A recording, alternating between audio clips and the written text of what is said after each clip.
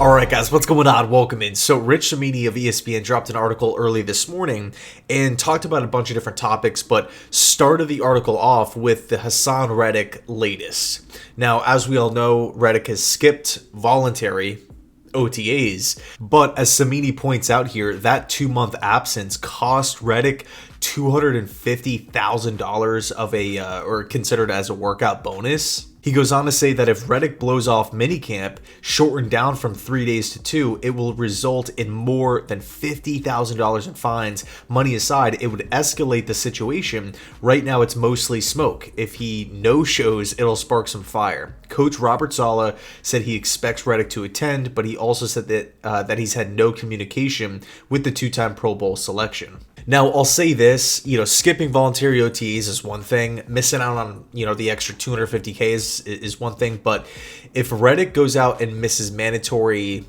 minicamp, right? And look, it's not training camp, it's minicamp. We're in June here. It's technically going to be in the first half of June. So it's still a long ways to go till we get to the start of training camp, which is when things really start picking up. But I got to be honest, this had to be expected from the Jets and Joe Douglas specifically, because look, Haason Reddick is a great football player. He's a great pass rusher. He's one of the most consistent pass rushers in the National Football League. 4 straight years with double-digit sacks. 3 separate teams, right? He hasn't really had that mega cash-in opportunity. So at 29 years old, after 4 great years, you put yourself in Reddick's shoes, the Eagles don't want to give me the deal. Fine, you guys are going to trade me to the Jets. Hopefully they will extend me. If the Jets are giving up a 3rd round pick that jumps to a 2 in 2026, when we're already short on picks, we were short with the Aaron Rodgers trade. We didn't have, obviously a 2nd round pick this year because of the Aaron Rodgers trade. I just don't see Douglas, right? Somebody who really values draft picks, because we know Douglas to not hand out big deals. We know Douglas to be, he's always passing on the first day of free agency, right? He never locks in those big names. It's always the tier 2 types of players, the Laken Tomlinsons, the Carl Lawsons, the Alan Lazards of the world.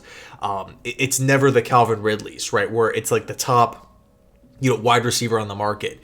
We look at Douglas from a trading aspect. He tends to get a lot back, right? It's clear Joe Douglas loves his draft picks. He doesn't just give them away for anything. It's not like Mike McCagnon, if you will, who seemed more willing to trade draft picks, seemed more willing to hand out big deals and whatnot, maybe more loose as a general manager. Joe Douglas seems to be more conservative, for better or for worse. But again, the point is here, I don't think Douglas is going to trade a pick of that value for a 1-year rental at a position that we're deep at after we just let Bryce Huff walk for nothing and traded away John Franklin Myers for a 26 6th round pick. So you're telling me we lose JFM and Bryce Huff. We're going to trade away a big-time asset, get Haason Reddick in, who's disgruntled in Philly because he wants a new contract, then to turn around and say, no, we're not going to give him a new contract.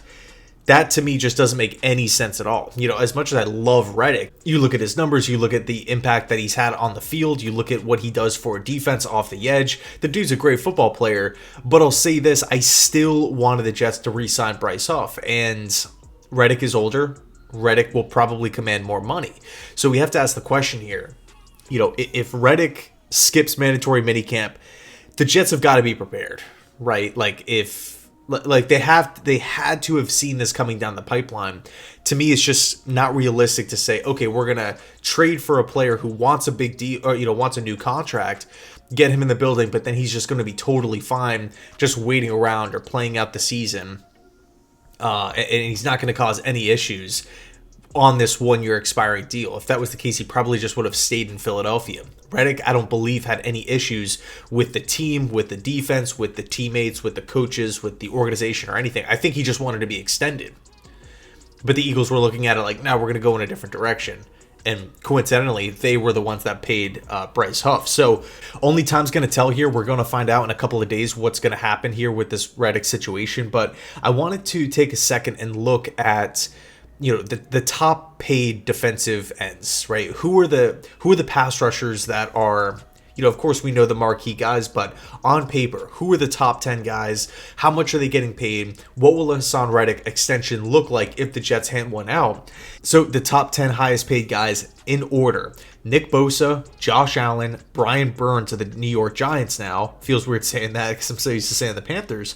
But TJ Watt, Myles Garrett, Montez Sweat, Danielle Hunter, Rashawn Gary, Max Crosby, Bradley Chubb, Miami, Trey Hendrickson, Bengals, and then Joey Bosa. All 12 of those players are getting $20+ million. You take a look at the top 15, right? Who are the three guys after that top 12? They're still 19 plus. It's Von Miller of the Bills, Khalil Mack with the Chargers, Jonathan Grenard with the Vikings, who just signed with Minnesota this free agency period. You're looking at what Bryce Huff got, which is 17, right, just over $17 million, and then comparing that to what Reddick is owed this season at 15. So, you know, you're looking at the order of these pass rushers and talking about, okay, great on-field production, still young enough because it's not like Haason Reddick is 34 or anything. If the Jets give him a deal, I'm going to say it's 20+ mil. Like, I just don't see Haason Reddick signing anything or, you know, for anything less than that, unless it's in that $19 million range, which would put him right outside the, you know, right in that 12, 13, 14, 15 mark.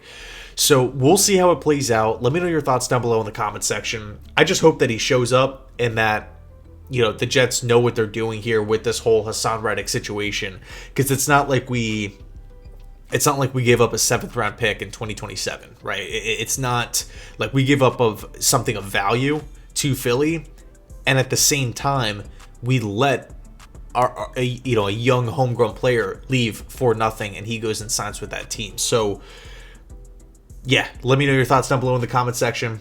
Thanks so much for watching. I appreciate it. Enjoy your Sunday. Go Jets.